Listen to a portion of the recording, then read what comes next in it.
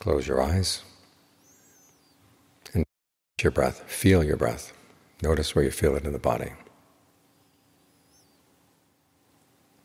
When you say to watch the breath, it creates two kinds of misunderstandings. One is as if the breath were something there in front of your eyes, and you tend to separate yourself from it. And the second is that the knowledge is up in the head, whereas actually the knowledge of the breath is throughout the body. And you're trying to get aware of all that knowledge, all that awareness throughout the body. So think of yourself as bathing in the breath, feeling the breath, wearing the breath. Get back in touch with the body. Because we're trying to train the whole mind. And if there are parts of the awareness that are shut off, there are going to be a lot of things you don't see.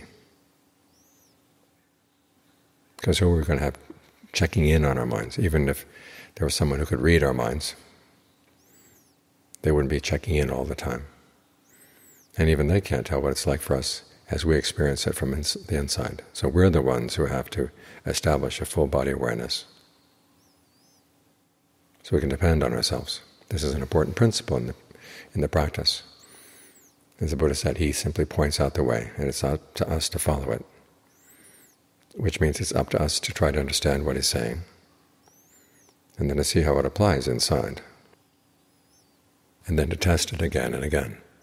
Because after all, we're coming from ignorance. We're trying to go to knowledge.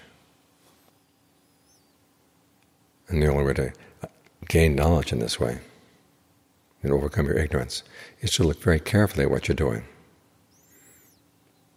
Unfortunately, that's what the issue is, what you're doing.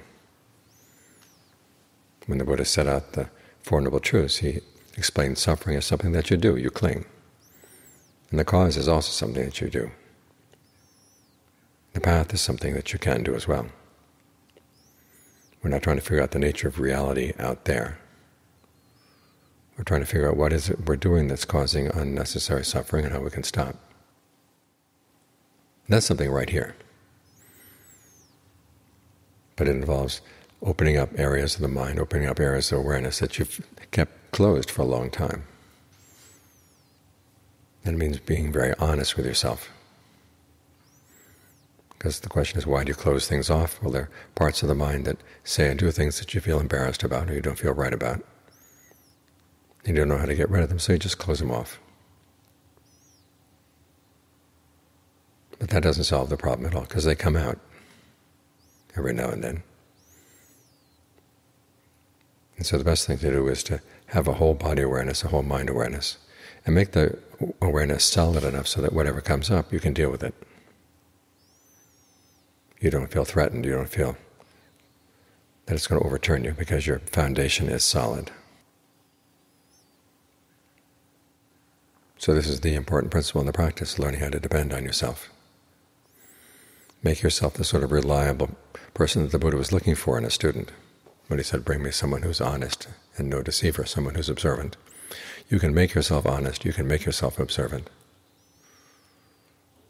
That way you make yourself worthy of the Dhamma. And you become a reliable judge as to what it really is Dharma and what's not. And it's when you're independent like this that you really do become free. Not only free of other people's influences, but also free from the unskillful influences inside. So do your best to make yourself as reliable as you can.